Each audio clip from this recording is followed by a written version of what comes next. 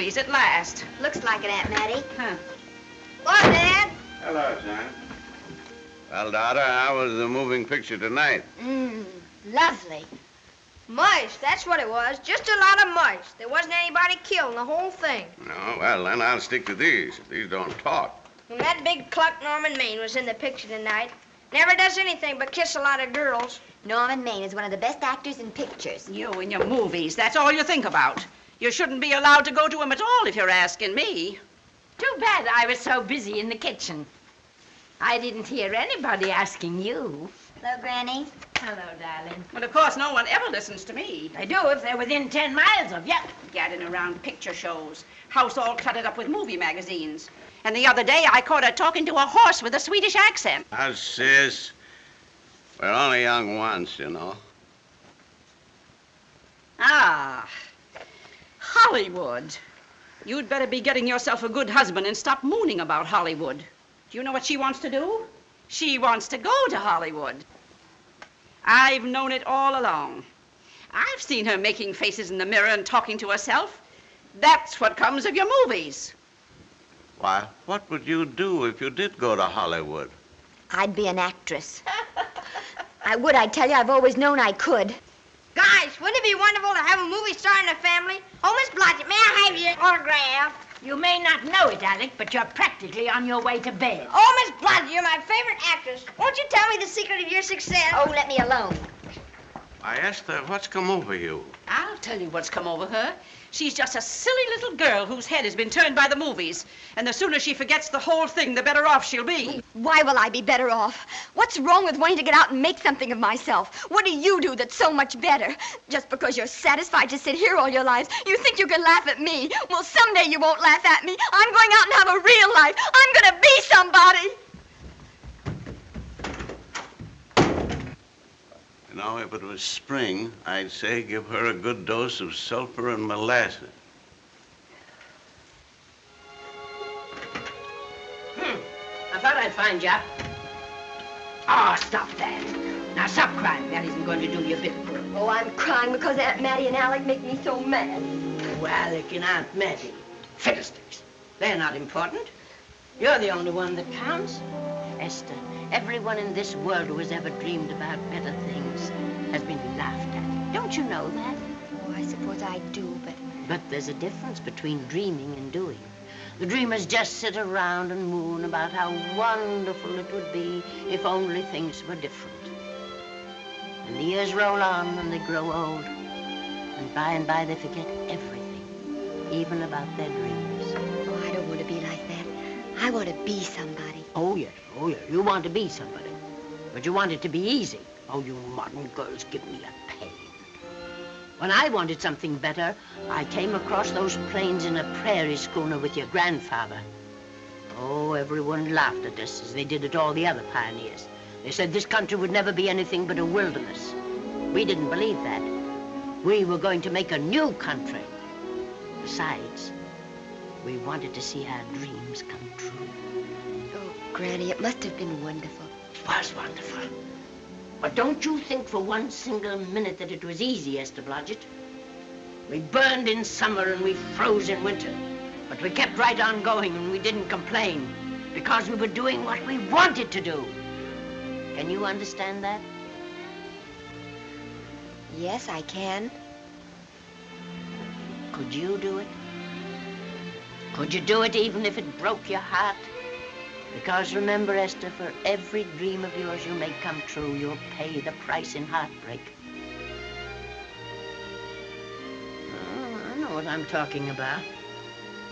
You may not believe it, but I was a young girl once. And a very pretty young girl. A lot prettier than you are. And I was in love with your grandfather. And when some Indian devil put a bullet through him, I felt as if it had gone right straight through my heart, too. But I remembered all he taught me, and I went right on. I buried him out there in that wilderness with my own hands. And I went right on that same day. And I kept right on going, even when your mother was born. Oh, Granny, I want to make it worthwhile.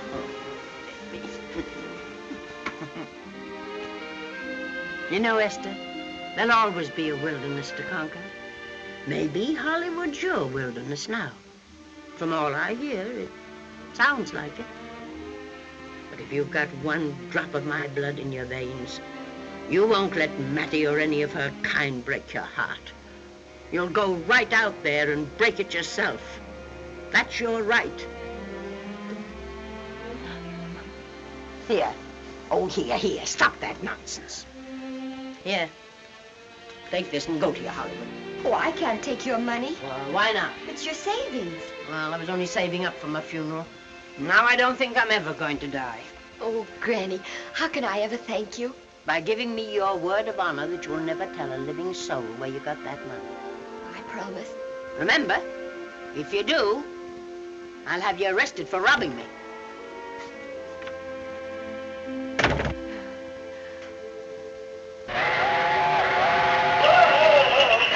Here we are. I'll help you, Granny. Oh, I can make it, dear. Oh, my, it's cold. I kissed Dad goodbye. Just a little kiss. He didn't even wake up. I bet you didn't try that on your Aunt Mattie. Oh, Aunt Mattie. Think of her face when you tell her. I am thinking about it. I've waited for that chance for 30 years. Here she is, girl. Oh, thank you, Cousin. Good,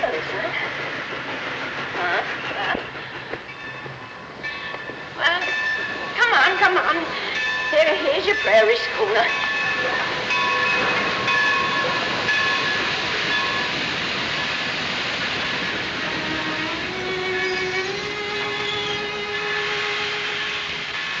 All aboard. Oh, Granny. Go on. Goodbye, Granny. Goodbye. I'll be waiting for you in those movie pictures. Don't tell Mattie. You know, my eyes are not as good as they used to be, but my ears are all right. So you remember, talk up good and loud. All aboard. Goodbye. Bye. Bye, Granny. Bye.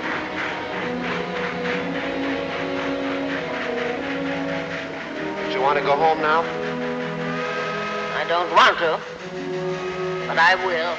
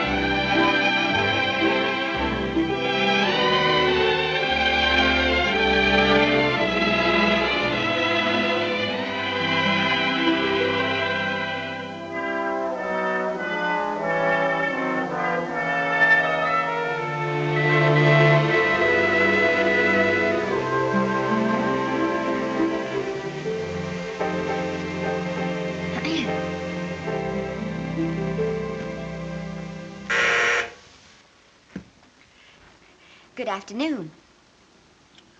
Day, week, or month? Well, it's a little hard to say. You see, I'm going into the movies. Well, you better take it for a week. It'll break your jump to Beverly Hills. Are all the studios really near here? All except Gaumont British. I suppose the best way to get a job is to go straight to the studios, isn't it? Mm-hmm. I haven't any illusions, you know. I'm perfectly willing to begin with a little bit of a part, or even as an extra. $6, please, in advance. Oh.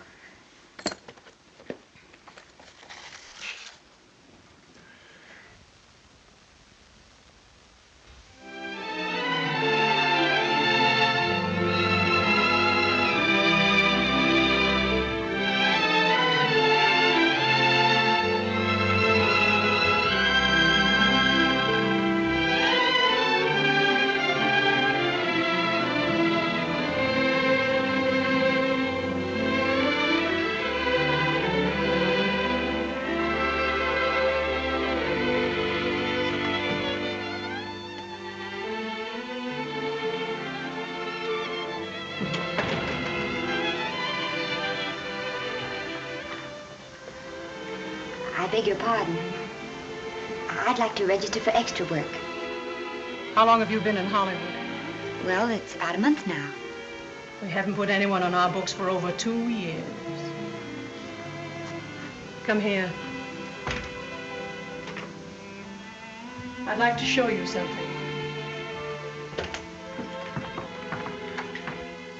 Casting, try later, casting, try later, central, try later, central, casting. Every time you see one of those little lights flash, it's somebody asking for a job. Every time you hear them say try later, it means there isn't any job. You can't keep the girls at the switchboard long. They go crazy. Every one of those little lights thought it was going to be a star. You still want to go in the movies?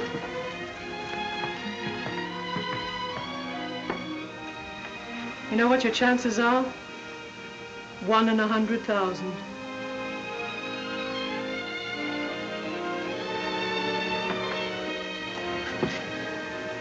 But maybe I'm that one.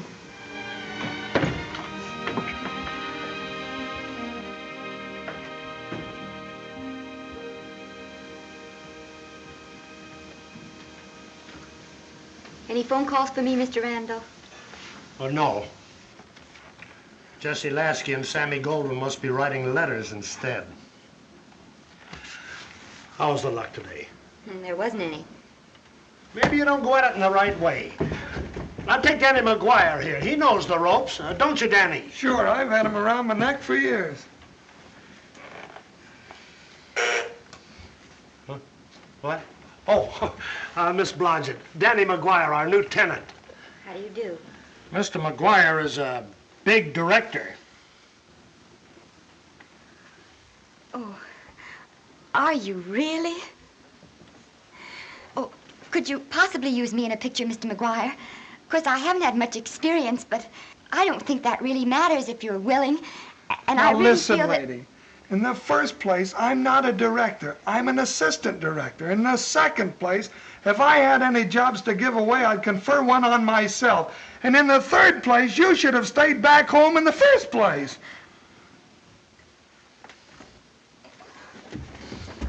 Oh, now look what you've done. Hey, wait a minute. Hey, don't be that way. Don't do that. Gosh, I didn't mean to get tough, but a guy thinks he's being kidded when somebody asks him for a job and he hasn't got one for himself. After all, I'm not a big enough shot to hurt your feelings. I'm sorry. It wasn't just that. It was a lot of things. Looking for a job every day and never getting any nearer to it. I guess I was beginning to get a little scared. I know. Lady, do I know. Well, there's only one thing to do for that feeling when you're tired and sunk and down to your last nickel. Come on and I'll buy you a drink. Well, it's not as bad as down to the last nickel. I've still got $11 left. $11? You're gonna buy me a drink. Come on.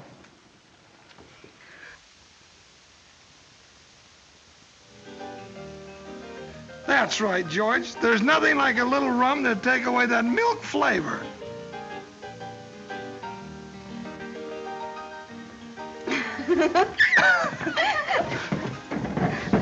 I beg your pardon.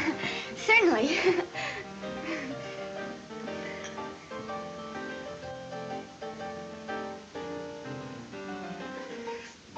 And when I sign my contract, the first thing I'm going to do is see that you direct every picture I'm in. That's my pal. Of course, I'm going to be perfectly nice about it, but I'll just insist. Now that's the way to talk. Don't let them lick you. Oh, I should say they can't lick me. If they try anything like that, well, I just won't sign. Now that's right. What have you got to lose? Another one of these and we'll open our own studio.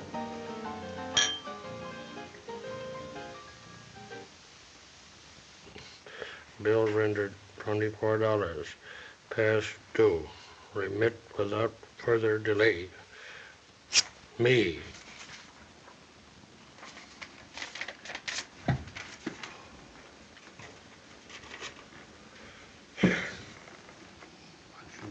She pay the bill. She gets tough luck, I guess.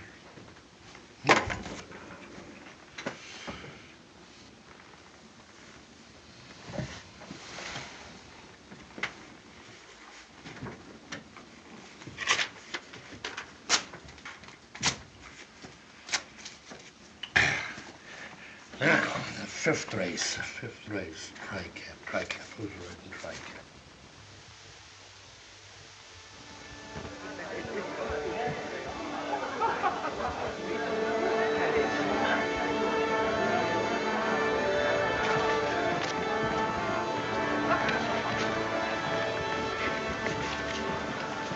Hey, the program's going to be swell tonight. Now, you take this fella Beethoven. I'm a pushover for him. And Chopin, well, he's not so dusty either. But I kind of wish that once in a while they'd play something you could sort of go out whistling, you know, like Blood on the Saddle, Blood on. Well, there's a tune. Hey, why don't you throw your hat in the air or something, can't you? This is a celebration. My job starts tomorrow. I know it does, and I think it's swell, Danny. Gee, I wish you were in on it, too. But, oh, no, it would have to be a war picture. One of those big novelty numbers, a war picture without any beautiful women at the front. Oh, well, something will happen soon. Maybe. Why don't you go home, kid? Oh, Danny, I can't do that. I came here, and I've got to stay. Well, now, if it's on account of money, I can... Oh, thank you. You've given me enough already. Anyhow, this is no time to be worrying. This is a party. Look at all the people. Everybody in the world. Look. That's Norman Maine.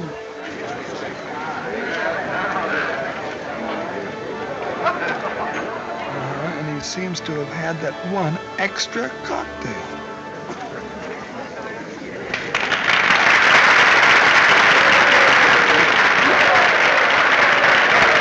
Oh, thank you. Sit down, you dope. That's for the orchestra leader.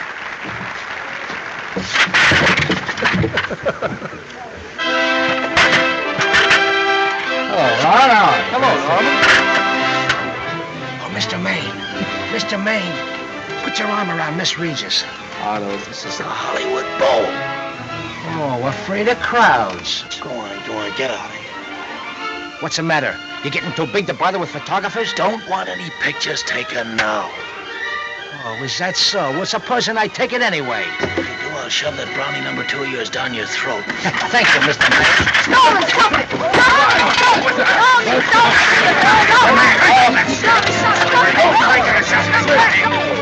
Take it easy, Mr. Maine. Just calm down. Normie, come back and sit down. Everybody's laughing at you.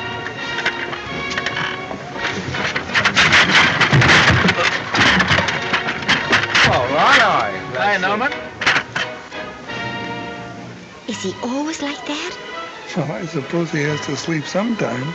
Oh, and he's so wonderful on the screen.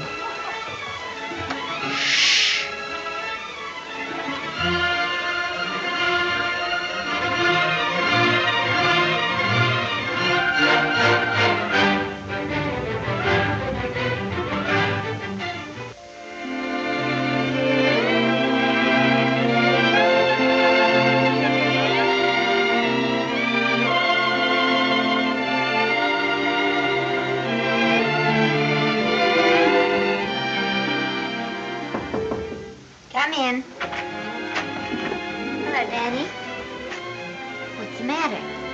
Well, believe it or not, I got a job for you.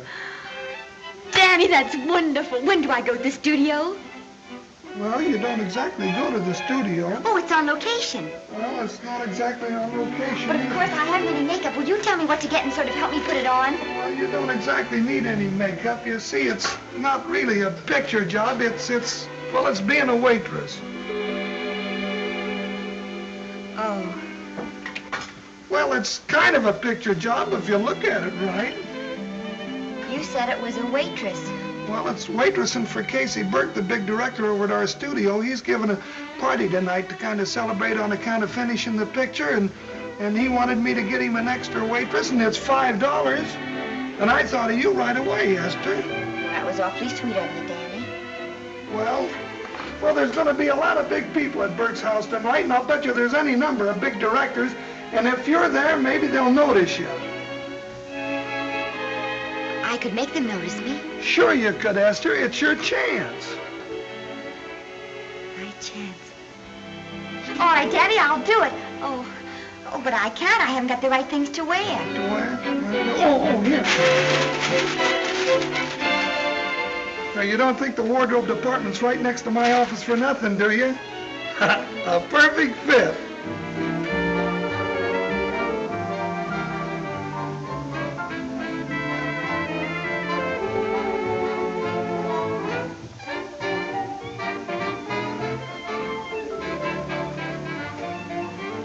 Did you get to the preview last night? I did.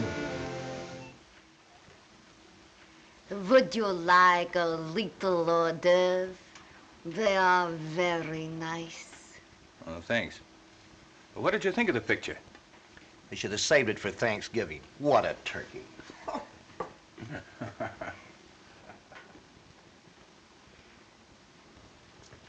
Will you have some hors d'oeuvre? You do like hors d'oeuvre, don't you? I don't think there's anything so enjoyable as hors d'oeuvre before supper, and these are rarely delightful.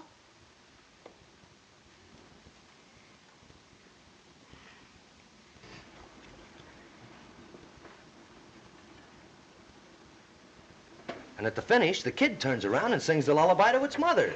Pardon me, big boys, but would you like a little hors d'oeuvre? They say they're the best in town. Don't tell me. I know. Mae West. That's a great twist. But where are you going to find a 2-month-old baby that can sing? Hello, Oliver. Oh, hello, Casey. You want to fire me now or wait till you see the picture? I'm not a director anymore. I'm a male nurse. What's the matter with the picture? A guy by the name of Norman Maine. His work is beginning to interfere with his drinking. Oliver, don't tell me I'm to direct his next picture, too. Mm-hmm. You were my favorite producer. Now, wait a minute. You just go right on with your directing. I'll take care of these stars. I know how to handle them. I had a serious talk with Norman after that Hollywood boat occurrence, and you don't have to worry any more about his behavior. Excuse me, Mr. Niles. Mr. Libby of your publicity department is on the telephone. He says it's most important, sir. It's about Mr. Maine. Thank you. Oh, it's probably just some little thing. Of course, Oliver. I'll turn on the radio and see if they've called out the National Guard yet. Hello, Libby. What's the good word?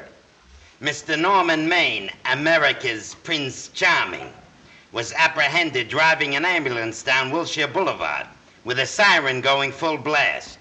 He explained he was a tree surgeon on a maternity case. Well, will it be in the papers? No, it won't be in the papers. But that's a nice, expensive hobby of yours, keeping Mr. Maine's informal entertainments out of the public press. Oh, that's fine work, Libby. Try and see that no one gets to Norman.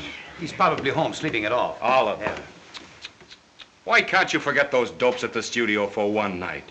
Business, business all the time. I don't know what's going to become of you. Norman! Why didn't you call for me? Well, by darling, why didn't I call for you? In case you've forgotten, I was supposed to come here with you. Oh, that's all right. I got here without any trouble. The only reason I don't slap your face. Yes, darling, I know. Hello, John. Oh, hello, man. What's the matter with Oliver? He looks as if he'd had bad news. Hello, Mary. What's the matter, old boy? Maybe I'm wrong. I guess I've been drinking too much lately. No, you ought to cut it down. It's bad stuff. Scotch and soda.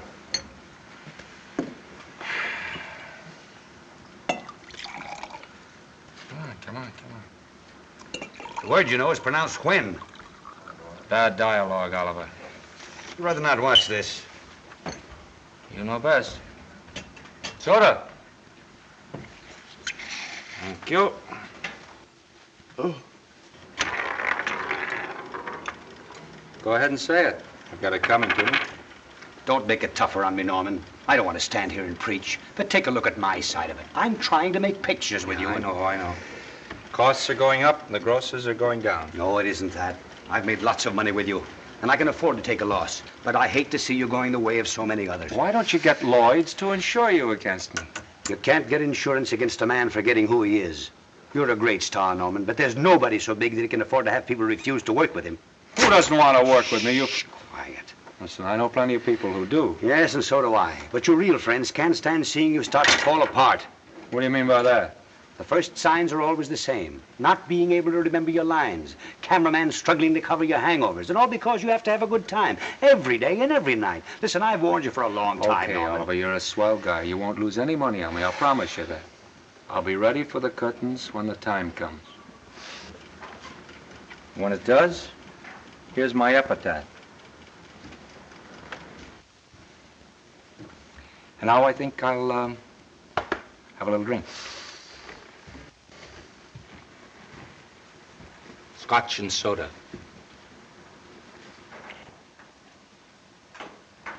Scotch and soda.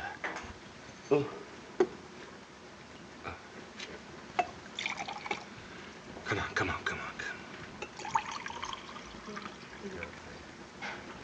A little soda? Caviar? No, thank you. Yes, pardon me. Lovely. No, I mean the caviar. No, don't go away. I'm starving. Really. Which would you take? Well, I don't know. Don't you know? Well, I don't know either. It's hard to choose. Well, I think I'll take caviar. Mr. Maine doesn't care for any more. Do you, Normie? No. No, Normie doesn't care for any more. I think I shall get very drunk indeed.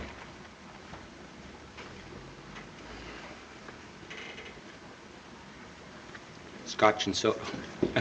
Sorry, I have something.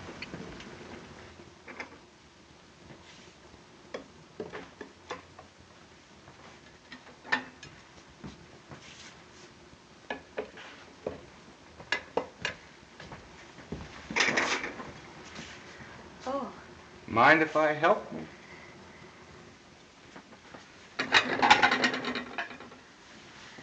Won't they miss you? Oh, no. They'll just look under the table, and when they see I'm not there, they'll forget the whole matter.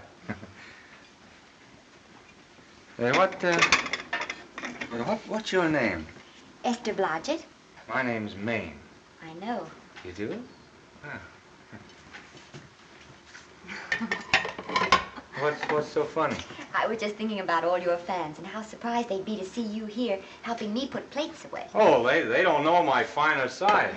They'd be pretty envious of me, meeting you this way in person. Oh, you do? Well, tell me, are you disappointed? Yes. Oh, now you've done it. Oh, never mind that. That makes the room look lived in. Tell me, why are you disappointed? I was sitting behind you at the Hollywood Bowl the night you didn't want to be photographed. Yeah. I'm told I crept into many a heart that night. Oh, I can never explain this. You know, you have very pretty hair. You'd better get out of here. And a sensitive mouth. And a charming little Precisely why are you here instead of with the rest of the guests? I'm just trying to be helpful. I see. Are you sure there's no other attraction? Well, it might be that my old mania for putting plates away is coming back on me. It's rather odd. I always know where I can find you if there's a pretty girl around. It's not only odd, it's embarrassing. You're being deliberately insulting, Norman. I've put up with this long enough. Dear, don't lose your temper. Remember, we must try to keep the voice low. I know you'll excuse us if we go on with our work.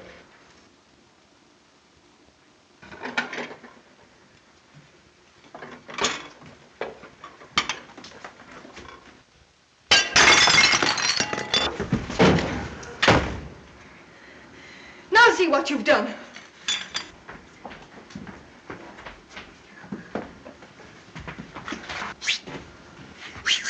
Come here. Help me up. Are you hurt? No more than usual. Come on, the wolves are on us. We gotta get out of here. Oh, I can't. The dishes aren't finished. Oh, yes, they are.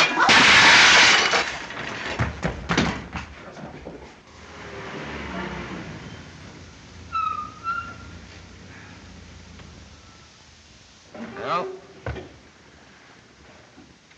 I bet I know what you're going to say now. What? Good night. Good night, and thanks. Hey, wait a minute. Hey, you realize that all I found out about you is that you're foolish enough to want to go into pictures? But why is it foolish? Look at you.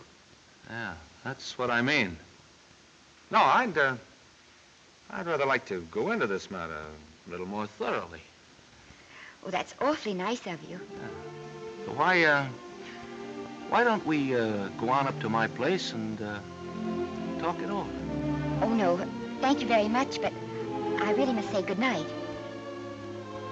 Good night. But you're not angry. No. I'm hungry. Well, why don't you go and get something to eat? Good night, Miss Blodgett. Good night, Mr. Maine. Wait a minute. Gee, the least I can do is to see you to your door. Will I see you again? I hope so. Has anyone ever told you that you're lovely? Well, now you know. Thank you.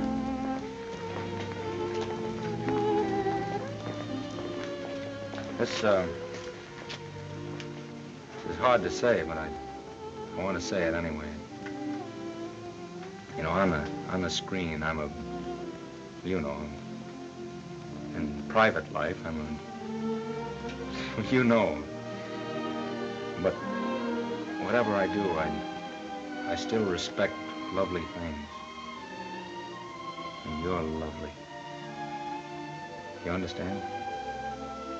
Yes, I think I do. And it isn't that bump on the head that's doing this. Well, I'm glad.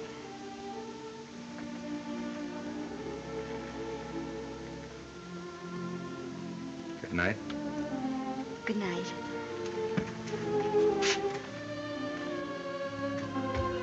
Hey! You mind if I take just one more look?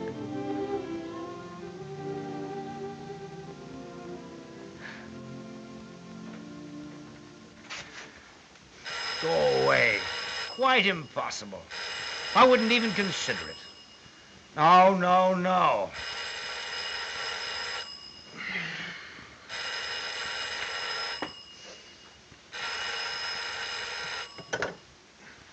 Hello? Who is it? Who? Norman? What have you done now? You're not in jail, are you? Oh. Yes, I see. Oh, it's that again. I see.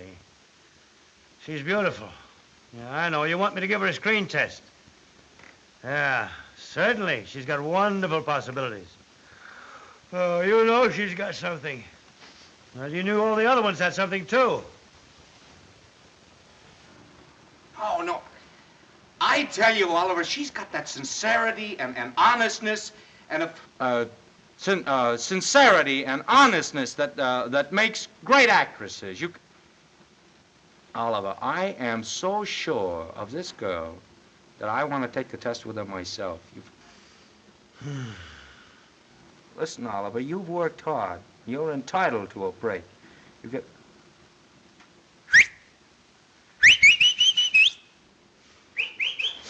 Yes, I heard you.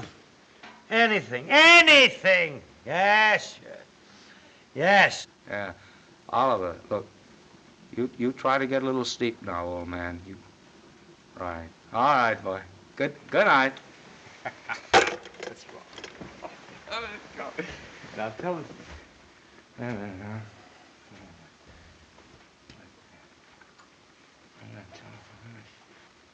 Telephone book. Telephone book. What is it? Where's that telephone book? Hey, Oliver, telephone book! Oh, yeah.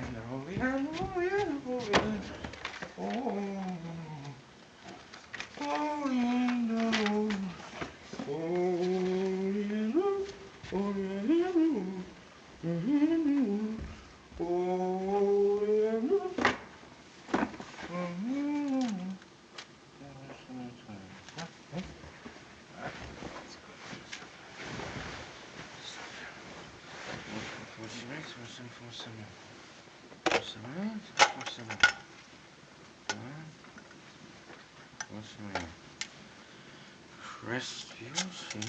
Huh? 7, 4.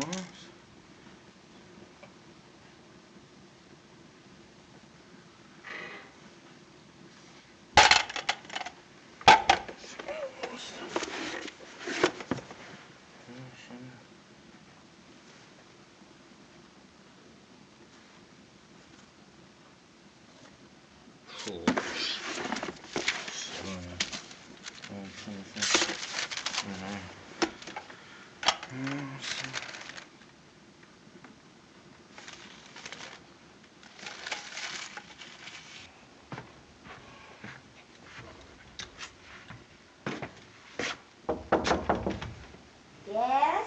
Telephone. For me? Some drunk trying to be funny says he's Norman Maine. Oh, thanks. I'll be right down. And Miss Blodgett, would you give him a message for me? Tell him it's 3 o'clock in the morning!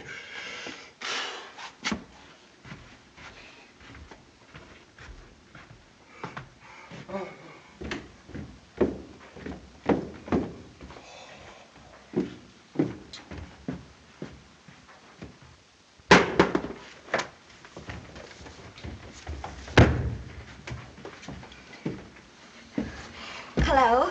What? Oh.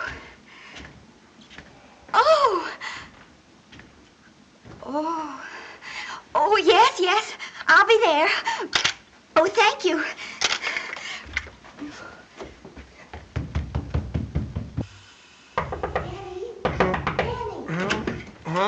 Danny, what do you think? I'm going to take a test tomorrow, and Norman Maine's helping me do it. I'm taking one, too. Garble's assisting me.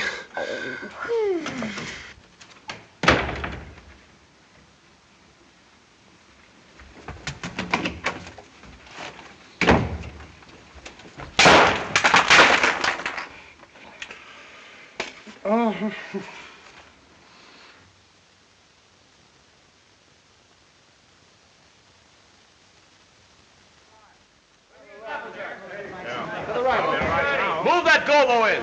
Put a silk on that broad. No, the Yankee. Is this light too hot for you, Haley? Okay, but cut down on your backlight. Put a double on that 90. Bring it down a little. That's it. Now pull it. Pull down on that 150. Pull down on that 150. Okay. Come here and get this thing. Run it here. Run it.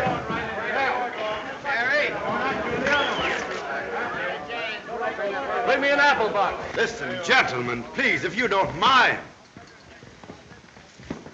This is just a test. Ready, Mr. Burke? All ready, Mr. Burke. Ready, Mr. Burke.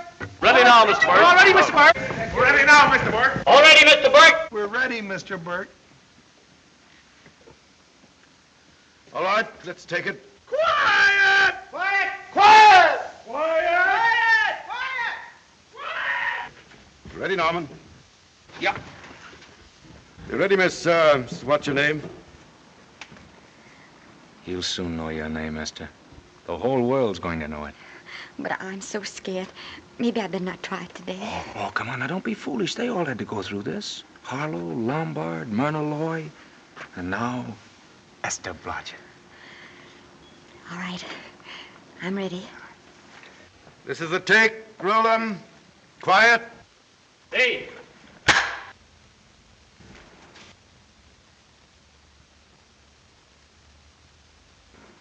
I may as well tell you that my whole organization thinks I've gone a little nuts to sign you.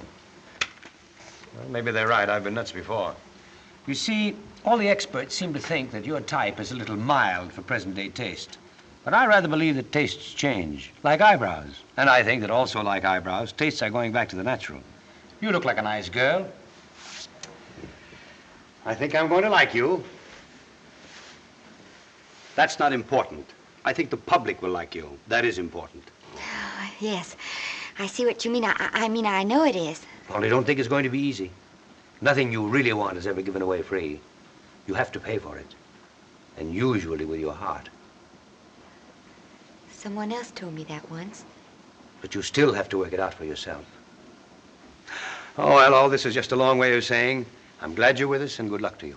And now I'm going to turn you over to our demon press agent, Libby. Don't let him frighten you. He has a heart of gold, only harder. And for the love of Pete, learn to close your mouth and keep it closed, even in your love scenes.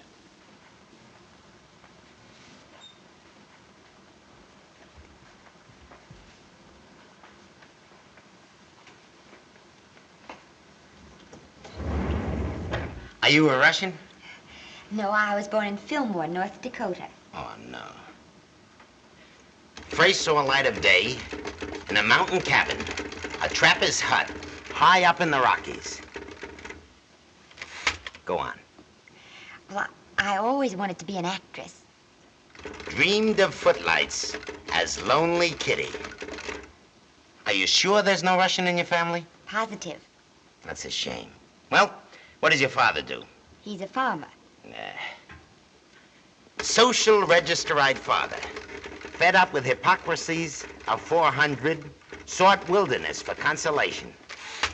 There amidst the mountain flowers, he raised another blossom, his lovely little daughter.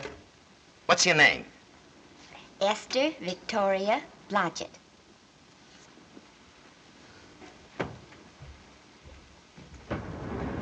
Greatly appreciating your attention in this matter, very truly. Do you know what her name is? Esther Victoria Blodgett. Hey, we'll have to do something about that right away. Esther Victoria Blodgett. Well, that Blodgett's definitely out. Let's see, Esther Victoria, Vicki. How about Vicki? Oh, I think that's terribly cute. Let's see, Vicki. Vicki what? Vicki, pronounced Vicki. See, Esther, Bester, Sester, Dester, Fester. Oh, that's very pretty. Jester, Hester, Dester, Lester. Vicki Lester. Oh, I like that. Say it. Vicki Lester. Say it again. Vicki Lester. Say it again. Vicki Lester. Say it. Vicki Lester. Say Vicki Lester. Vicki Lester. Vicki Lester. Vicki Lester. Vicki Lester. Vicki Lester. Flash. Oliver Nile Studio discovers new starlet, a Cinderella of the Rockies. Her name is Vicki Lester. Those who have peeked tell me she couldn't be more divoon. The face of an angel and such natural talents. Her voice is a symphony. Her very walk, they tell me, is enough to drive men mad. Not that way. Get the lead out of your feet. Lift them up.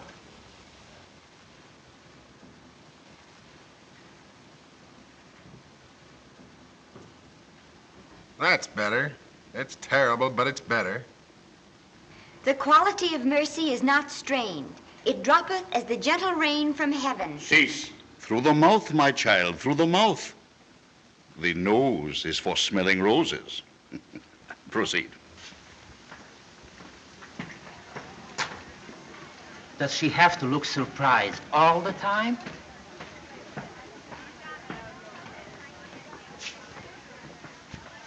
Anyway, it's just a rough sketch. Pretty small mouth, eh?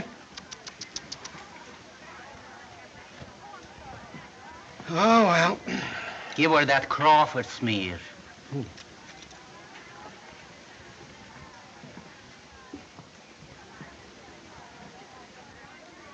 This'll give her that Dietrich. Yeah.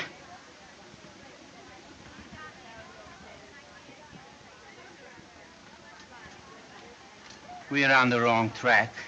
She still looks surprised.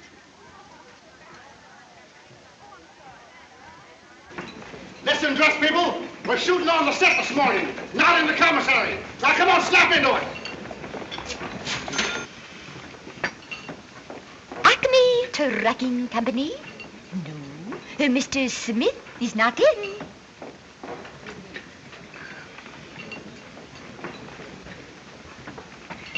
Acme Trucking Company. No, Mr. Smith is not in.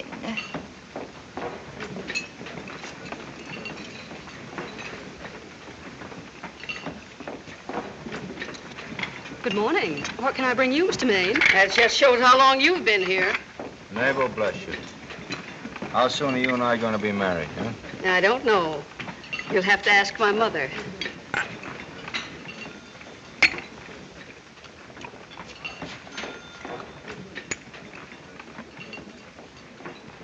Acme Trucking Company? No, Mr. Smythe is not in. Acme Trucking Company? No, Mr. Smith is not in. Acme? No, Smith ain't in.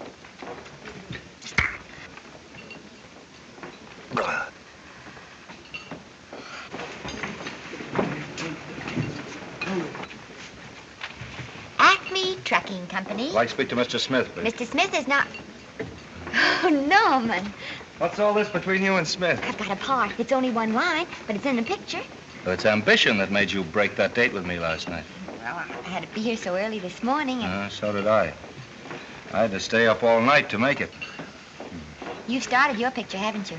No, we're still in the testing stage. You can't seem to get the right girl for the lead. Gee, you'd think with all the girls there are that... Yeah, I know, but this one's got to be different. She's got to be little and cute and sweet and intelligent. It'll blow me down. What? Will close my tired old eyes. Well, what is it? Hold everything. Come on. Come on.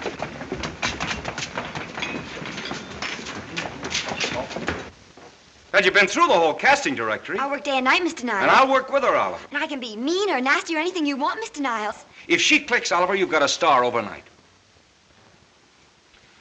Okay.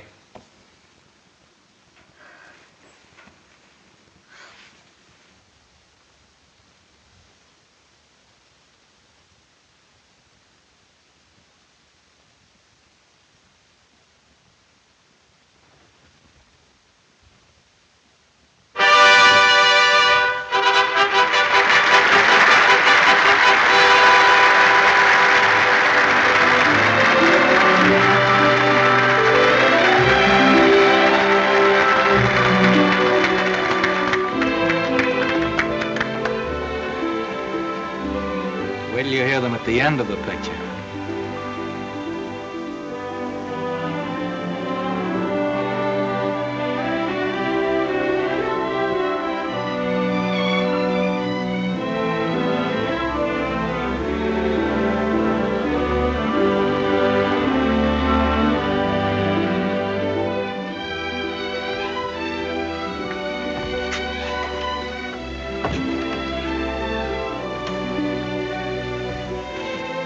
Do you think we were noticed? By no one. They're much too busy playing at croquet.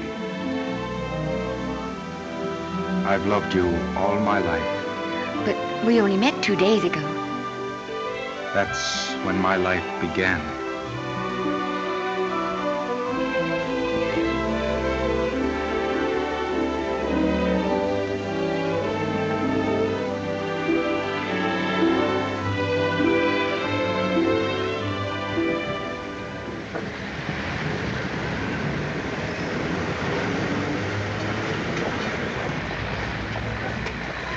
Isn't she cute? You know, I think she's the same type I am, don't you? I think she's sweet. Well, it's Vicki Lester's picture, all right. I think she was much better than he was. These producers are so horribly dumb. They won't know how good she is. Well, maybe it's because she's a good girl. Oh, Maine's not so bad, but it's Vicki Lester they'll go to see. Isn't she darling? I think she's the most precious little thing I've ever seen.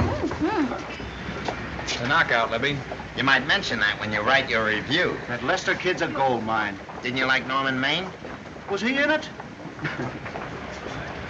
Libby, I'm afraid we have another hit. Huh? It's in the bag, neatly tied up with beautiful pink ribbons. Say, where are Norman and Vicki? I don't know. I thought you had them. I wish they'd come. We're having a party at the Trocadero. Isn't it thrilling running away from people? Norman, it's so exciting, So new. A star is born. Come on, run.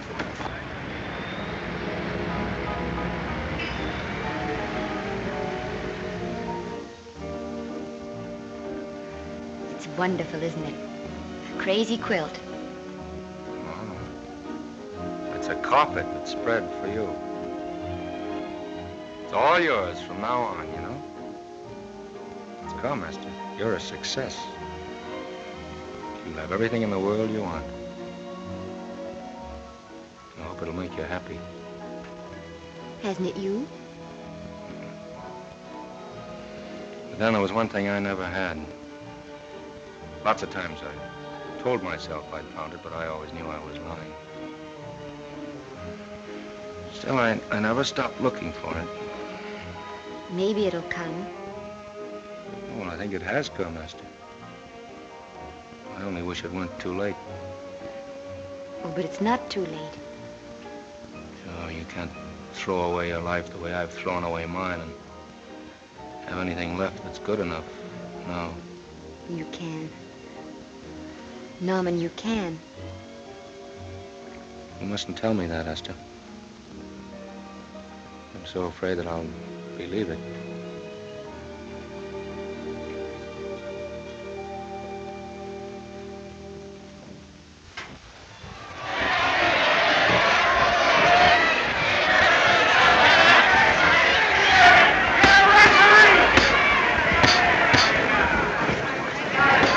Garcia. Shoot your right. Swell, isn't it? Lovely. What's Garcia getting? Can't you hear me, Garcia? Shoot your right!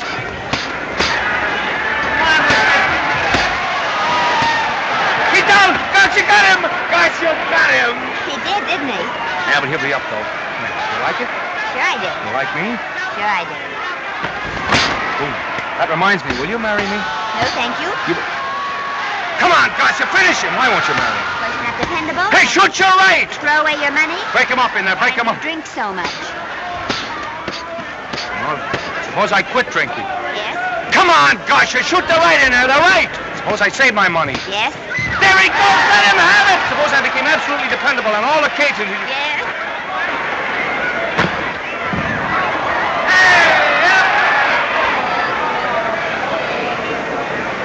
Hey, Garcia, he's got him! He's got him! He certainly did.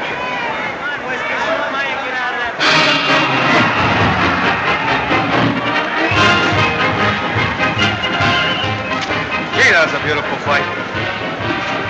Norman, What, dear? would you do all that for me if I said I'd marry you? No, certainly not. I was just supposing.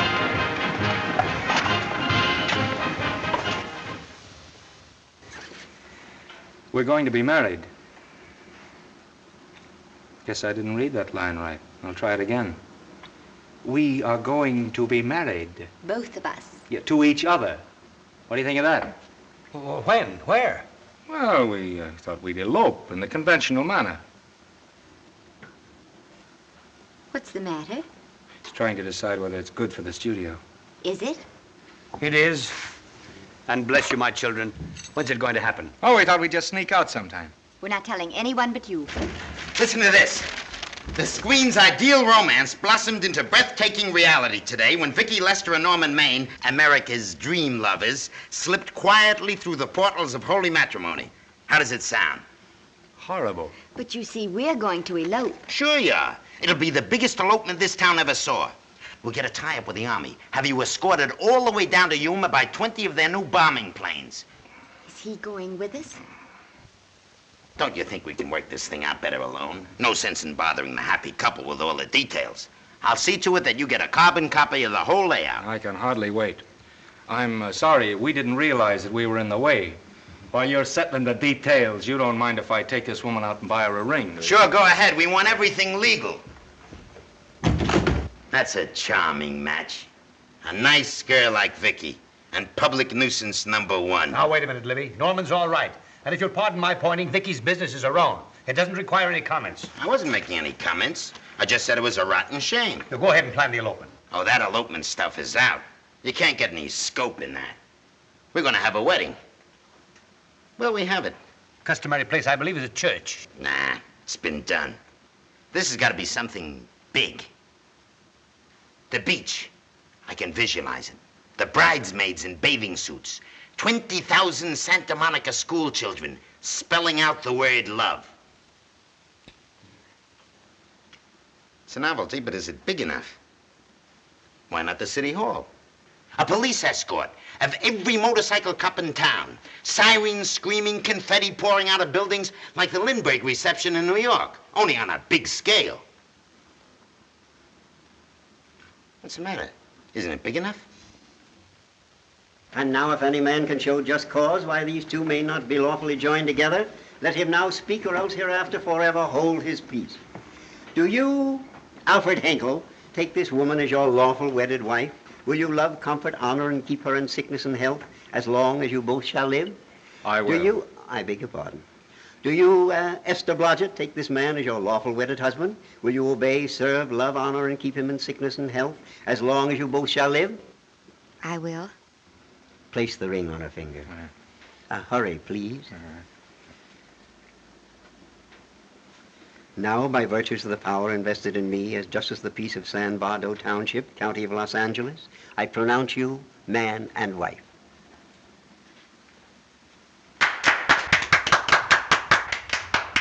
Quiet! And now I must exercise my prerogative of office. I hope you'll be very happy, Mrs. Henkel. Thank you. Thank you, sir. Oh, Thank you Danny. very much. Now, if you'll please sign the license. Oh, yeah. You know, Mrs. Henkel, I can't help but believe I've seen you somewhere before. Oh, really? Well, I believe this is the first time I've ever been in San Bardo. You know, your face is familiar, too, Really? Mr. Henkel. There you are, sir. Thank you very much. Oh, Here's your thank you, receipt. Sir. Thank you. Goodbye. Goodbye. See you again. Yes, goodbye. No, I don't mean I'll see you. No. Yeah, I think he got by with it. But it was close. That JP was just beginning to remember where he'd seen us. Well, anyway, we got away from Libby. Hello, Toots. If you will be kind enough to glance between my shoulder blades, Mr. and Mrs. Henkel, you will find there a knife buried to the hilt. On the handle are your initials. Lovely to have seen you, Libby. Hold him, Danny.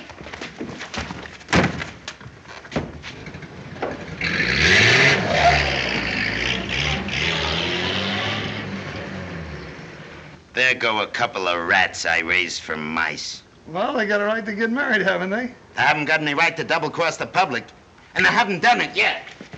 Hey! People versus Porky Washington, who is charged with violating Section 600. Young man, you're in contempt of court. Operator, get me the Los Angeles Tribune. I've a good mind to put you under arrest. Wait till I make this call. You wait, too. Tribune, give me the city desk. Johnny, this is Matt Libby. I got a flash for you. Norman Maine and Vicki Lester were married at 2:30 this afternoon. Vicki Lester? Court recess.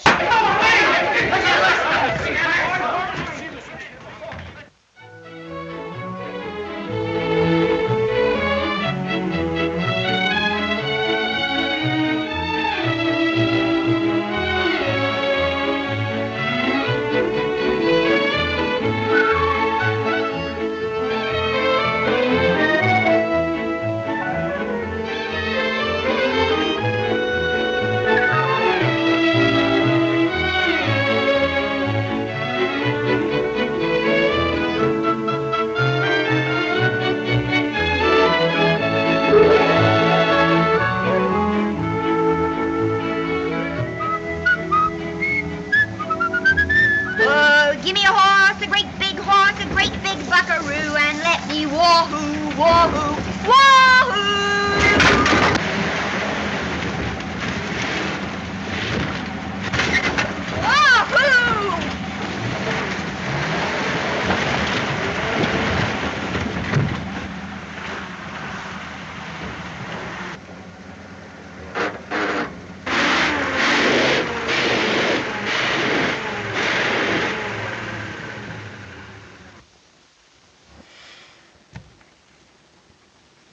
Wahoo! Wahoo! Hey, Wahoo. I don't want to sound immodest, but I think I've stripped to gear. Well, sit down, won't you, and let's get acquainted. We'll probably be seeing quite a bit of each other from now on. Well, might just as well break the ice now as later.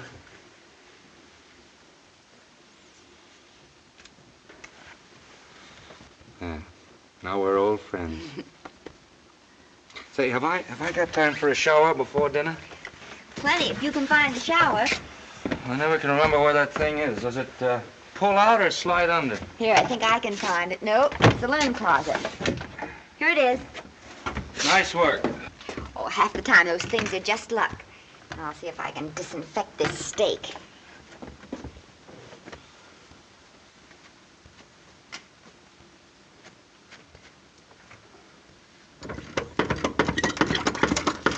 Yeah, Esther, there's no soap.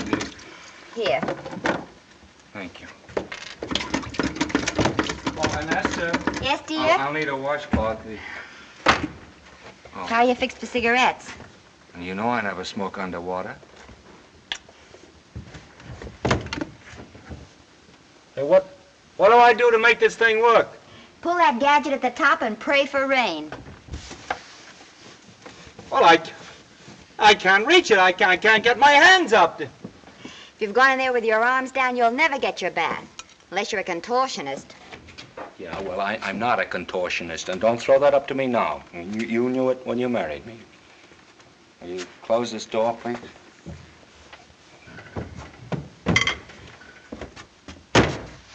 Thank you.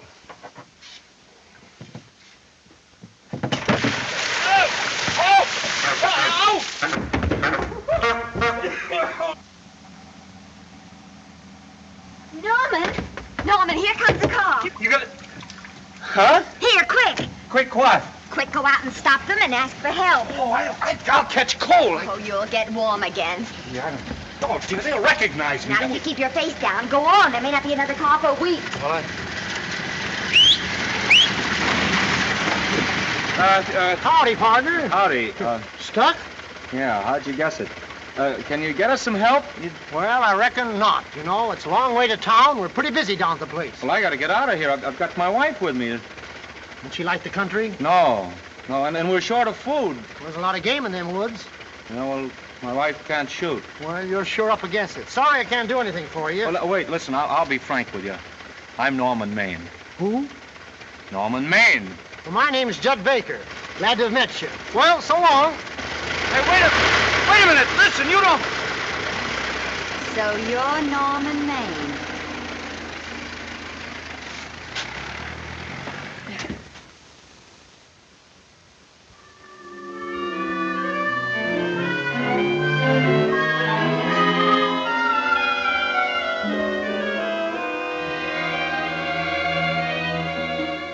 I got my prestige to look out for.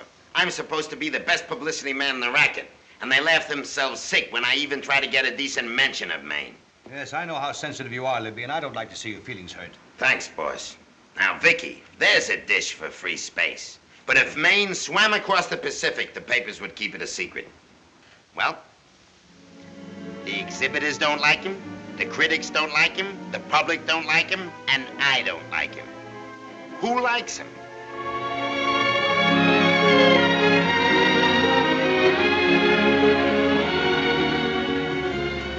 Oh, but darling, this is almost too much of a surprise. And there I was in my touching innocence, thinking we were going to live at the beach house. Oh, we'll still keep the place at Malibu. But this is special. This is our castle. It used to be in the air, you know? We'll never use any ugly words like contracts and pictures and careers. When we come in those gates, we'll check the studio outside. Come on, I got another little surprise for you.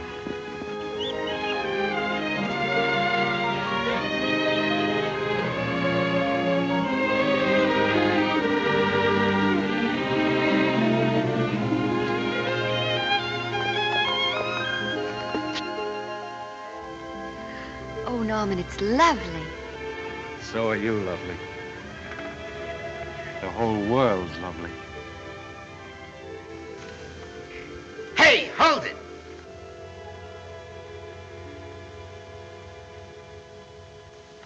That's it.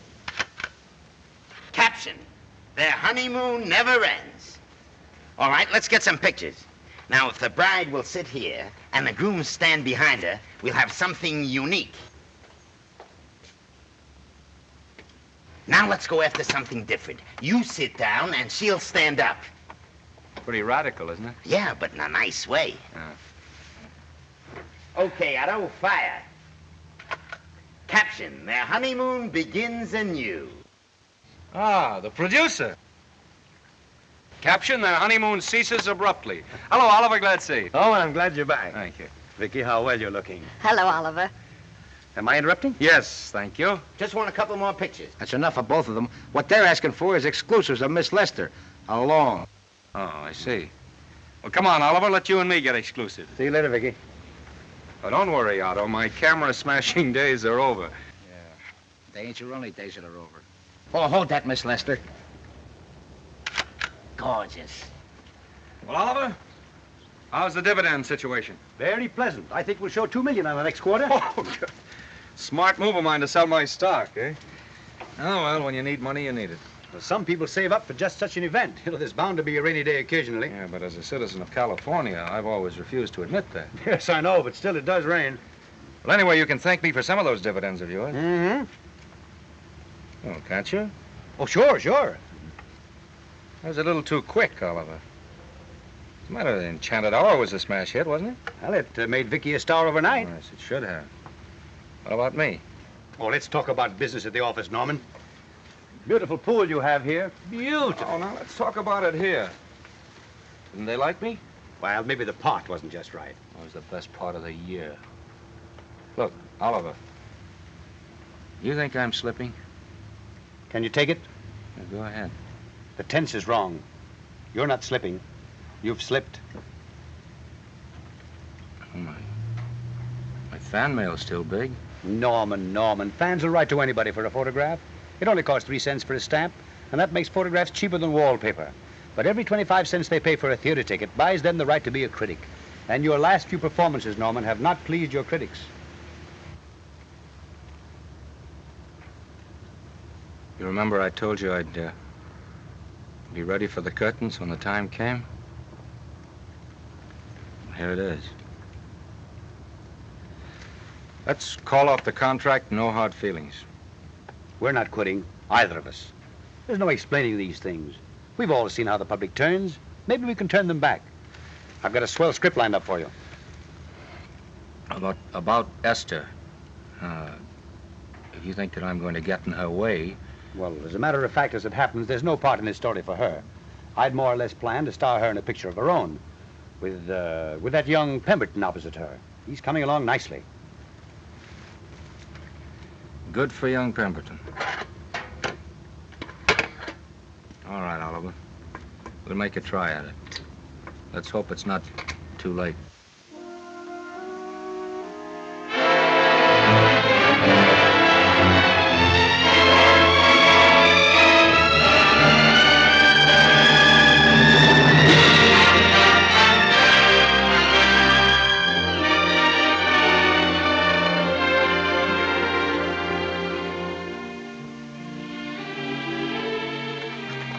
No argument. I'll buy those. Huh. The screen's most finished actor. I'll say he's finished. He keeps them away in droves.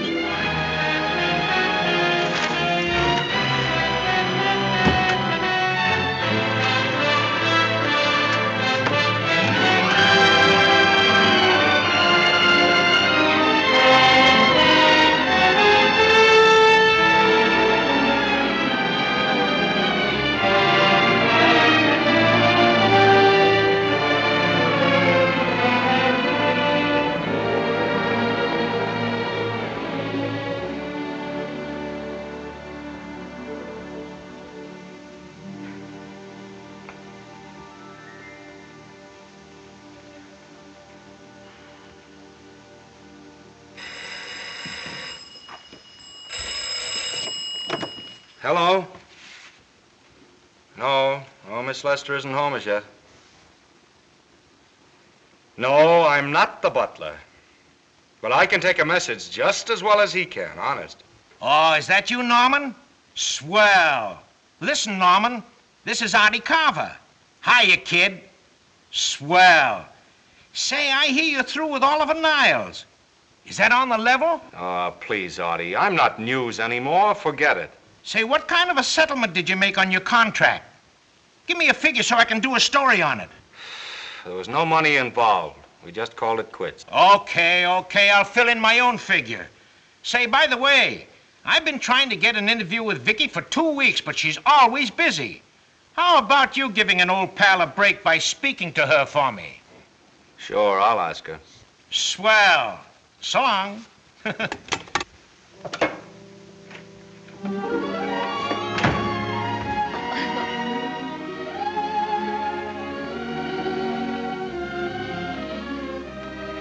I didn't mean to be late, darling, but Casey wanted All me... right. You're here now.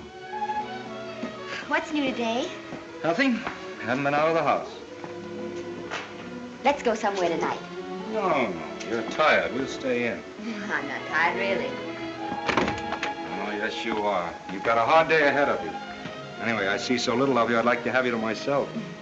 Oh, but it's the servants' night out. We haven't any Yes, dinner. we have. I fixed a little snack with my own lily white hands. I'm learning to cook in my spare time. Then I think I'll marry you. Oh, I get it. You want to make an honest cook of me, huh? Comes in on wheels in this joint.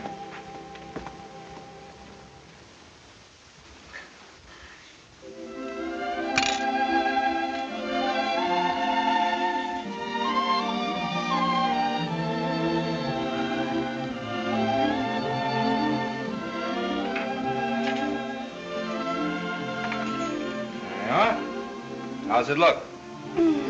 Wonderful. Huh? That's what I thought.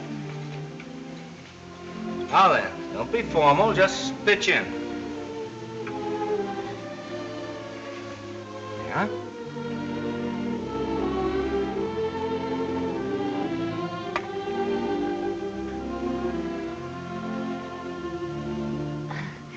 I'm afraid my mouth's not quite big enough.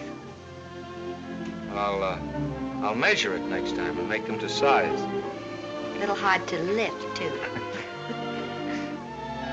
fact, I think I'll take those measurements right now.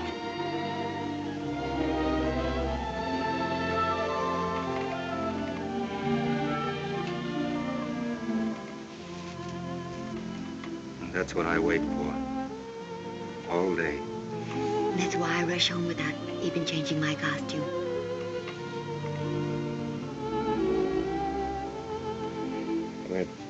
We're forgetting that we're hungry. Would you like a sandwich? Thank you. I still have a little work on this one.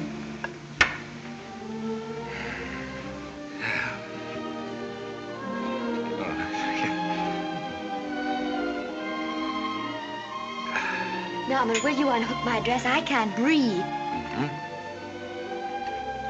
You know, all the time I thought it was the kiss that made you breathless. A lot of hooks, hmm? Uh-huh. Why don't you have a zipper? That's a good idea. You got it? Oh, yes.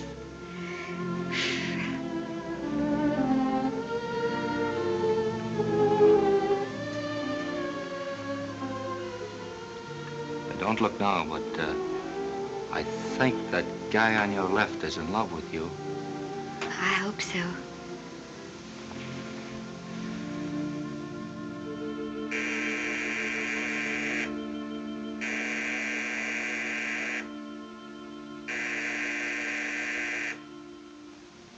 It's the doorbell. Is it? Maybe they'll go away. Oh, no, I never do at a time like this. Here. Just a minute, dear. I'll be right back.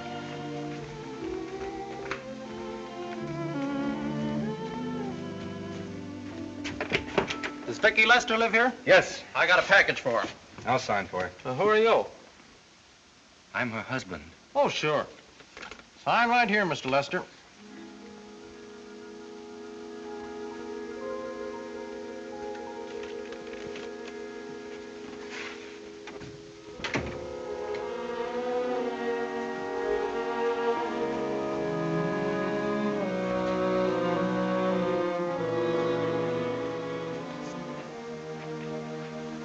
package for you. Oh, by the way, I forgot to tell you, they want you for a benefit to Shrine Auditorium next Wednesday night. I told them I'd ask you. And, Oh, darling, I don't want to hear about that now. Well, you better wait till I finish before I forget them all. The Academy dinner secretary phoned. She wants to know if you want a table reserved for you. Oh, yes, Artie Carver called and asked if I'd use my influence with you to get him an interview. I told him I'd try. That was all, I think. Oh, Norman, let's don't talk about those things now. We're forgetting the wonderful food you prepared. Well, I'm not very hungry now. I think I'll fix me a little drink, But, Norm...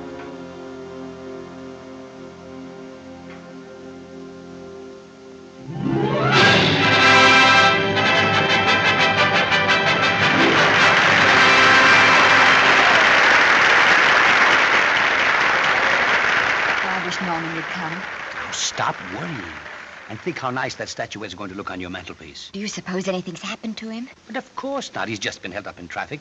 You think about that statuette.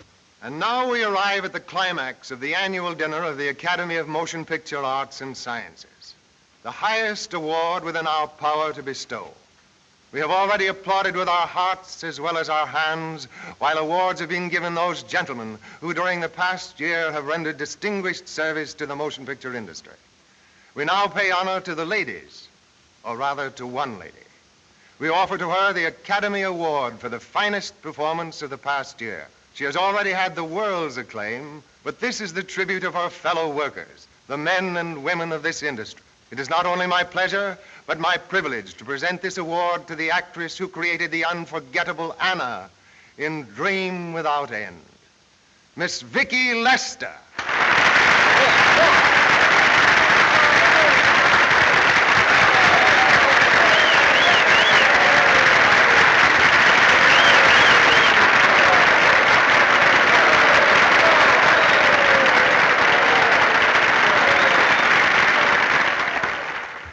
What more can we say, Miss Lester?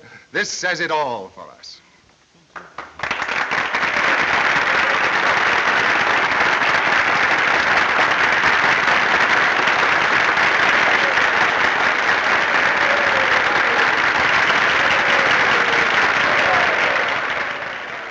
Ladies and gentlemen, when something like this happens to you and you try to tell how you feel about it, you find that out of all the words in the world, there are only two that really mean anything.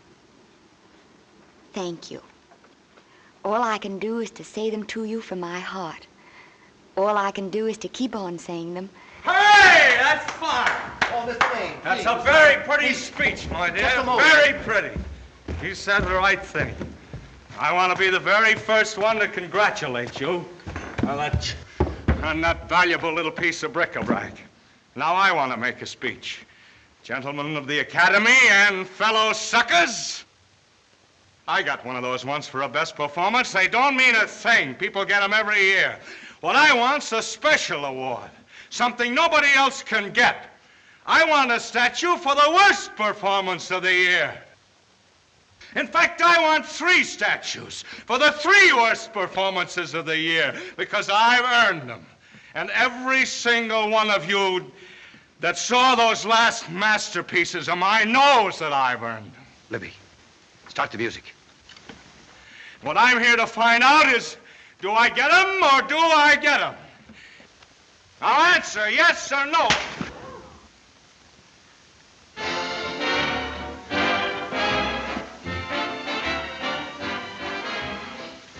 Norman, darling, let's go and sit down.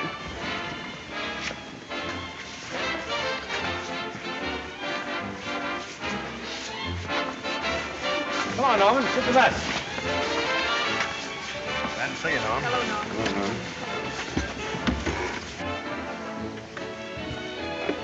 Well, Norman, how are you? Hi, Oliver. My dear, do let me congratulate you. You must be terribly proud and happy tonight. Thank you.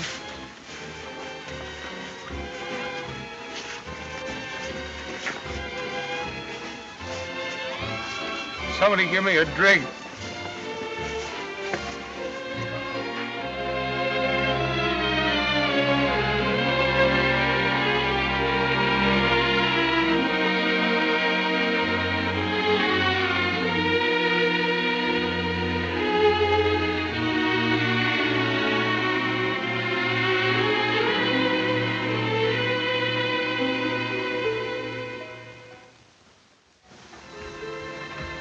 Oliver, it's nice of you to come to my dressing room. Vicki, how are you? I've missed you. Everyone's missed you. Have a nice trip. Well, a 3-month tour of the theater circuit scarcely comes under the head of pleasure. But the way they're screaming for your pictures all over the country. Miss Lester, if I may talk shop, you are a knockout. Thank you. It's good to hear that.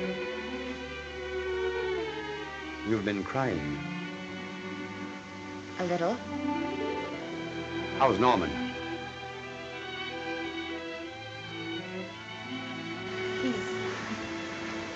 Well, he's trying awfully hard, Oliver. Letting Norman leave this studio was the hardest thing I ever did. There was nothing else I could do. I know. Has he been... Is he all right? He's gone to a sanitarium. He really wants to stop drinking. And I think he could, only... Well, perhaps if he could start working again, it would be some encouragement. Oliver, could you do that? Yes. Oh, thank you. But he mustn't ever know I told you. He won't know, and you mustn't worry. I want you to keep up your good work in this picture. I'll try, Oliver. That's the one thing I can do for you.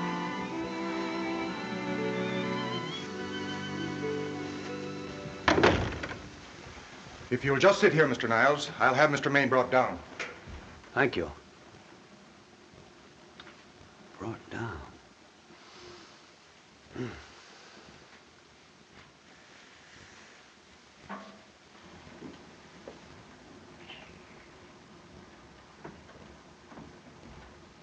Hello, Oliver. Welcome to Liberty Hall. Hello, Norman.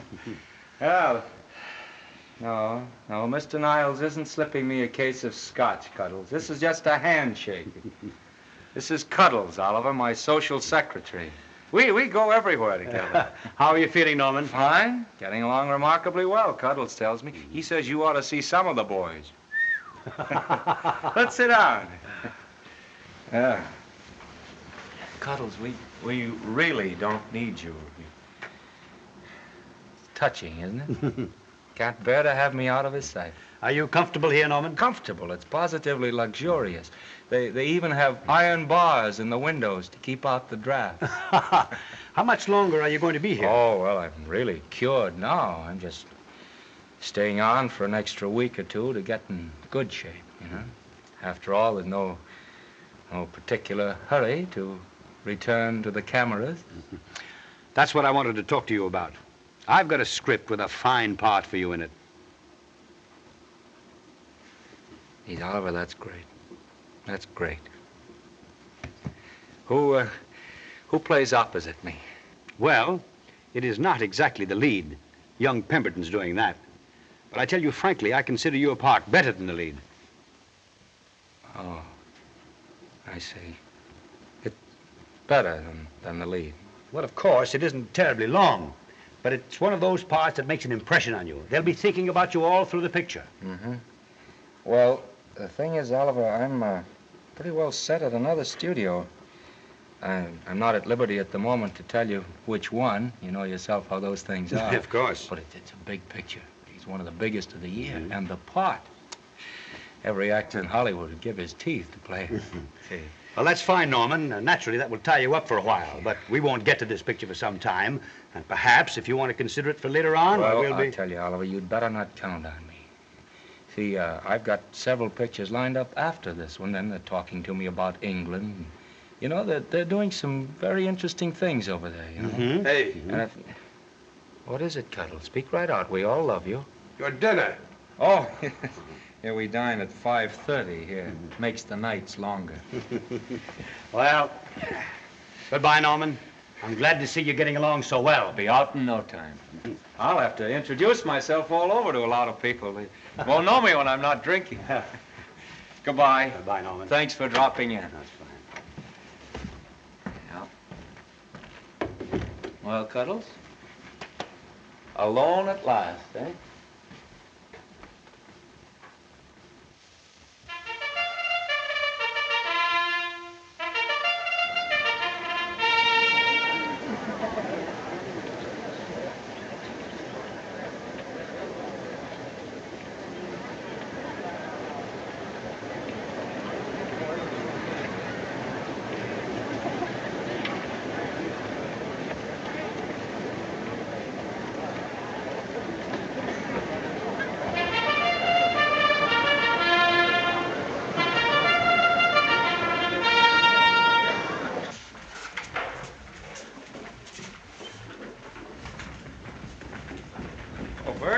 Sam? How are you, Marion? Oh, hello. Hello. Hello, Normie. Glad to see you.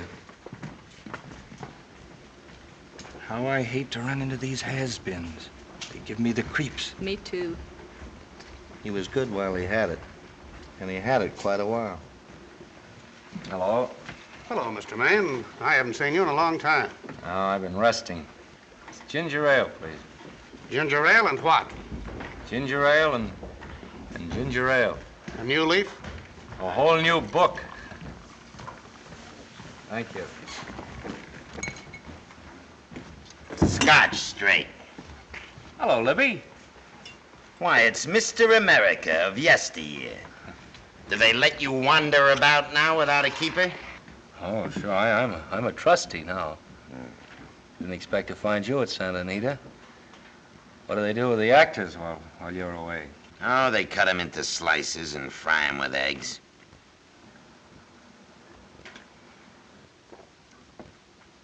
I suppose you'll be here all the time, now that you've retired from the hurly-burly of the silver screen. Well, we're living down in Malibu now, and it's pretty lonesome with Esther away working all day. Well, I wouldn't squawk about that if I were you. It's nice to have somebody in the family making a living. Oh, wait a minute, Libby. I don't want to forget that we're friends. Friends, my eye. Say, listen, I got you out of jams because I had to. It was my job, not because I was your friend. I don't like you, and I never have liked you. Nothing made me happier than to see all those cute little pranks of yours finally catch up with you and land you on your celebrated face. Where do you work, Libby? Always wait till they're down, then kick 'em. I don't feel sorry for you. You've fixed yourself nice and comfortable. You can live off your wife now. She'll buy you drinks and put up with you even though nobody else will. We're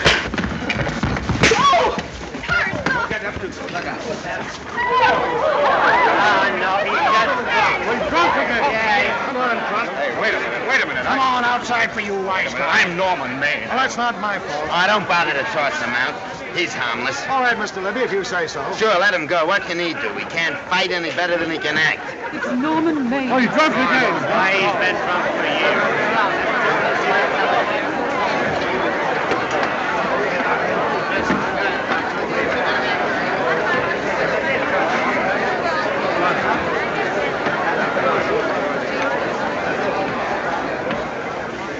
Give me a scotch. Double. Leave the bottle here.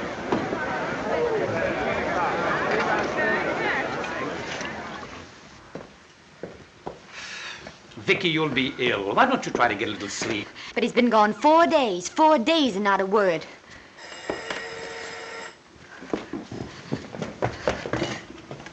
Oliver, I can't. I just can't. Hello? No, this is Oliver Niles speaking. What? Where? Thank you. What is it? Nothing, nothing. Oliver, tell me. He's in the night court. He's been arrested on a drunk charge. Now, he's all right. He isn't hurt. I'm going right down and get him out. I'm going with you. Vicky, it isn't any place for you, and if it gets in the papers, What do there'll I be... care about the papers? I'm going with you.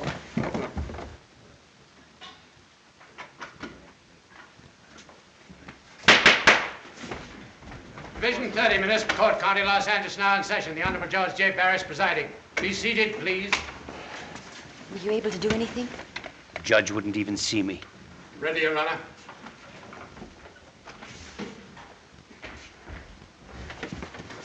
I want to advise you that you're entitled to be represented by counsel, to be confronted by the witnesses that may testify against you, to compel witnesses to attend on your behalf to a public and speedy trial by the court or by a jury, and the right to be admitted to bail. Call the first five. Gregory, Bales, Maine, Rodriguez, Johnson. Come on, boys, step in. Go ahead. Move along. William Gregory. Yes. Plain drunk, picked up at 5th in town. Asleep in the gutter. 14 similar offenses in the past 6 months. Still at it, Gregory. How do you plead? I don't feel so good. I didn't ask you how you feel. I asked you how you plead. Guilty, I guess.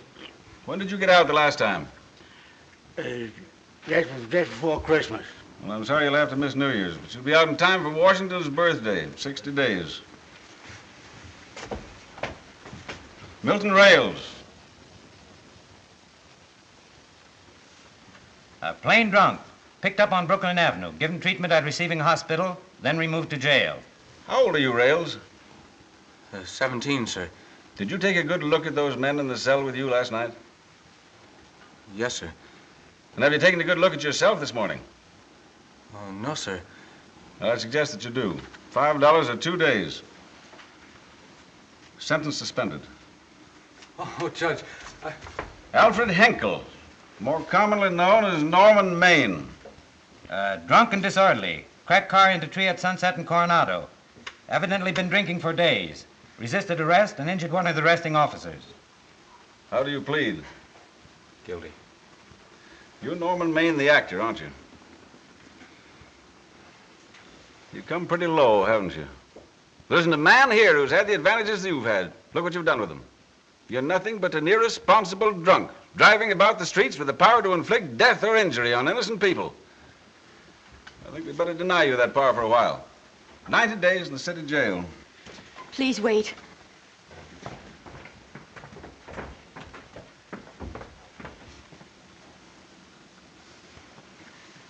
I'm his wife. Yes, I recognize you, Miss Lester. Please, Judge. I promise you this won't happen again. I'll be responsible for him. If you just won't send him there. You realize that this man, when drunk, is obviously a menace to public safety? And you realize, too, Miss Lester, the responsibility you'll be assuming to this court and to the Commonwealth. I do. Sentence suspended. Prisoner remanded to custody wife. Thank you. You can get him at the jail entrance, madam. Jose Rodriguez. Plain drunk, picked up at 1st and Maine, 2nd offense. How do you plead? I think I'm guilty, Your Honor. 60 days.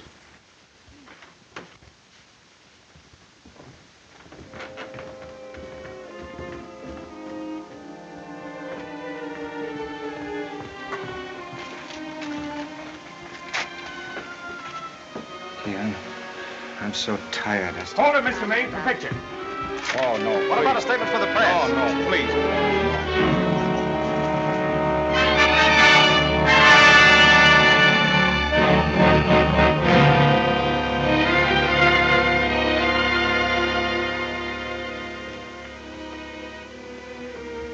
He's still asleep.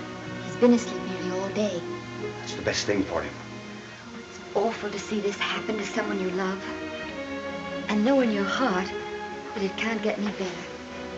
I only know that all I can do now is stay with him and try to help him. So will I. And between us, we'll take care of him. You're very fond of him, aren't you, Oliver? And I'm very fond of both of you. Then I know you'll understand what I have to tell you. And after what happened last night, I think you already know what it is. I can't do any more pictures. I'm going away for good with Norman. But you can't do that, Vicki. You're at the very peak of your success, and you've worked so hard to achieve it. That's what's been wrong. Oh, I've thought it all out. Maybe if I hadn't been away from him so much, last night and what went before, it wouldn't have happened. Oh, I know it's too late to think about that now, but it may not be too late to go away with him and start over somewhere. It's your life you're giving up, Vicki. so I can try to give Norman back his. Can you honestly tell me I'm wrong to do it? No, Vicki. I cannot honestly tell you that.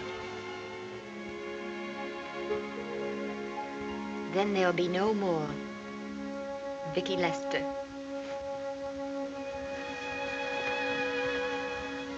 Come on, walk to the door with me.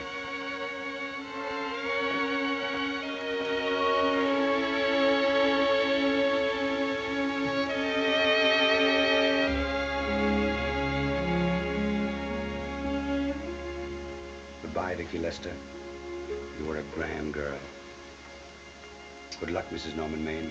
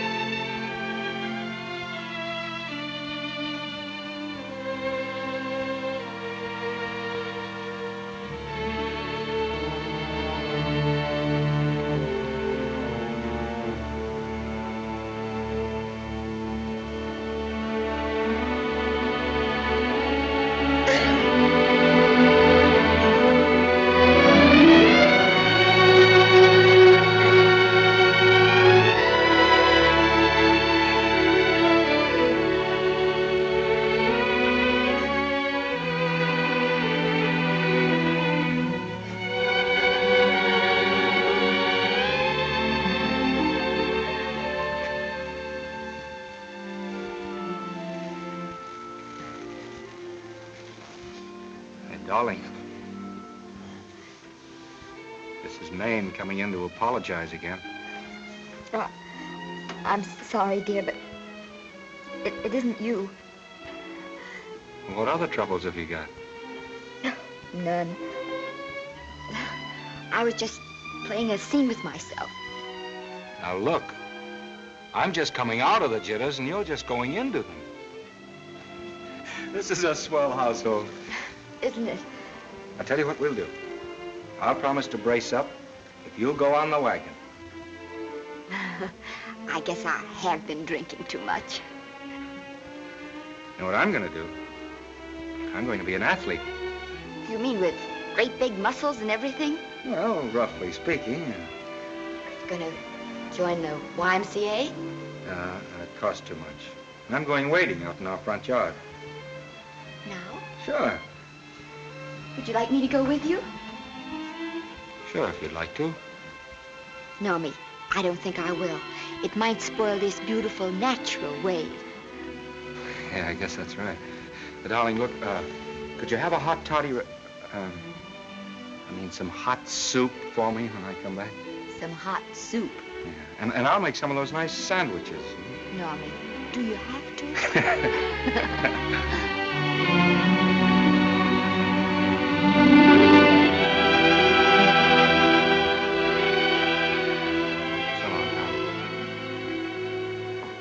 Now, don't stay in too long.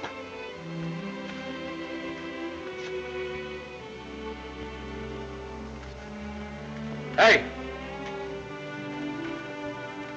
You mind if I take just one more look?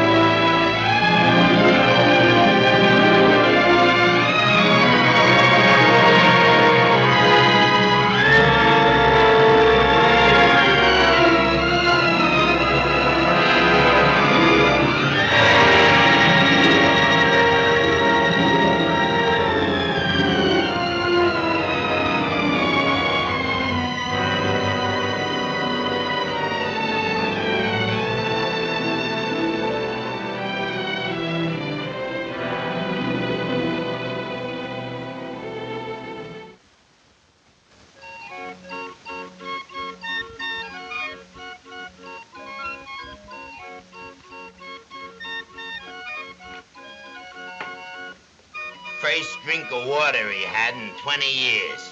And then he had to get it by accident. Pardon me. How do you wire congratulations to the Pacific Ocean?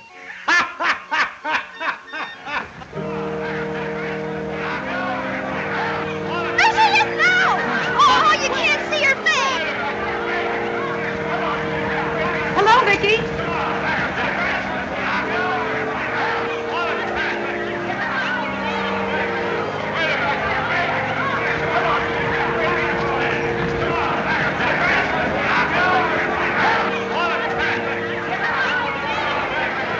Get away, can't you? Come on, Vicki, let's see your face. Vicki, will you sign my book for me? Write Mrs. Norman Maine. Don't you care, Vicki? You get over it. Stand back, can't you? Don't you cry, dearie. He wasn't so much.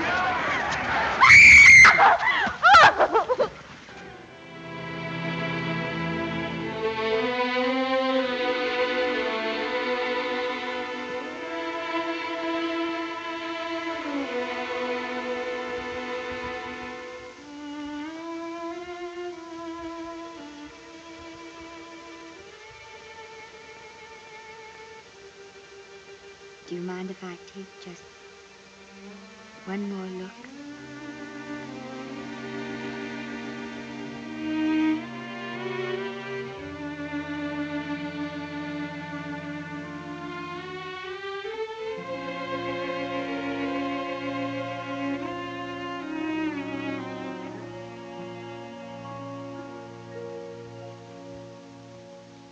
Here are the paychecks for the servants' graves. You'll find a very nice bonus in each one. Miss Lester asked me to thank you for your kindness and service. If there's anything I can do for the little lady, I should be glad to do it. She would appreciate your attending to the closing of the Beverly Hills house. Put down those trunks. Put it down, I say. Well, where is she? In the bedroom. Who are you? Oh, I'm her grandmother. Get out of the way. Esther, Granny, darling. Oh, I'm so glad to see you. What made you come? Oh, I know when I'm needed. Now get out of here. Go on, get out of here, all of you. I want to talk to my granddaughter alone. I came just as quickly as I could. But I'm going home. I sent you a wire yesterday.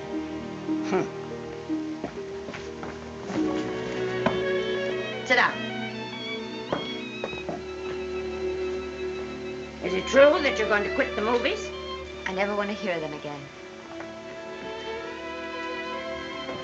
What are you running away from, little girl? I'm not running away. It's just that I can't go on. My heart isn't in it anymore. Once I told you, if you get what you want, you have to give your heart in exchange. And you said you were willing. Do you remember? I remember. It seems to me that you got more than you bargained for. More fame, more success, even more personal happiness. Maybe more unhappiness. But you did make a bargain. And now you're whining over it. I don't think I'd feel so very proud of myself if I were you, Esther. I'm not, Granny. But my mind's made up. Well, then I'm sorry I gave you the money to come out here. It was just wasted. Oh, but Granny... I was proud of you, Esther. I was proud to be the grandmother of Vicki Lester. It gave me something to live for. Now I haven't anything. I know. Oh, I want to be strong, but I can't go on. I can't. You must. Tragedy is the test of courage. If you can meet it bravely, it will leave you bigger than it found you. If not, then you'll have to live all your life with a coward. Because no matter where you may run, you can never run away from yourself. I never knew Norman Maine. He wrote me a very sweet letter when you were married. He said you told him how much I meant to you. And I know just how much you must have meant to him. You know, Esther, I can't believe that wherever he is, he can be very happy, knowing that his death broke the spirit of the little girl he praised me so highly for raising. And I can't believe that he can be very proud, knowing that all his great love did for you was to make you a quitter. The car is ready, Miss Lester. We'll have to go now to make the train.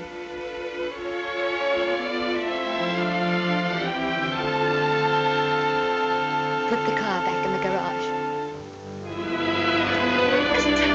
Esther, my queen.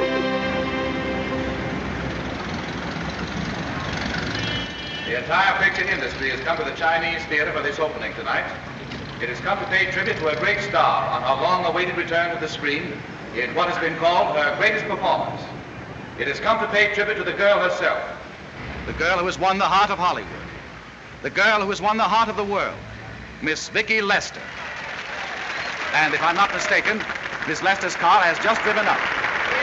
Yes, it is she.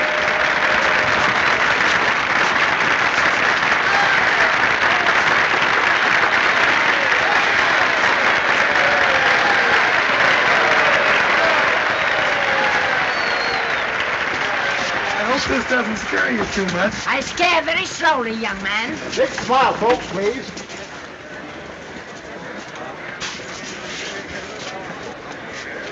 They'll have your mug, I mean your face, plastered across half the papers in the country tomorrow. How do I look? Oh, you look swell. You're a liar, but I like you. And here's Miss Lester's grandmother. Won't you say a few words to the radio audience, please? Say something, Letty. You know, we've got a thing like that back home where they all listen in on, but we call it a party line. Won't you say something, please? They're listening. Maybe some of you people listening in dream about coming to Hollywood. And maybe some of you get pretty discouraged. Well, when you do, you just think about me. It took me over 60 years to get here, but here I am, and here I mean to stay. Thank you very much.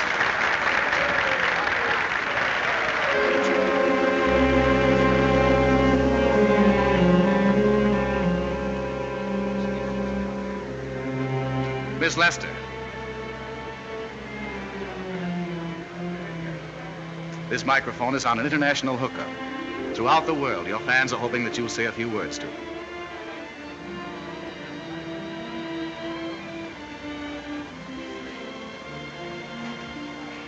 Hello, everybody. This is Mrs. Norman Maine.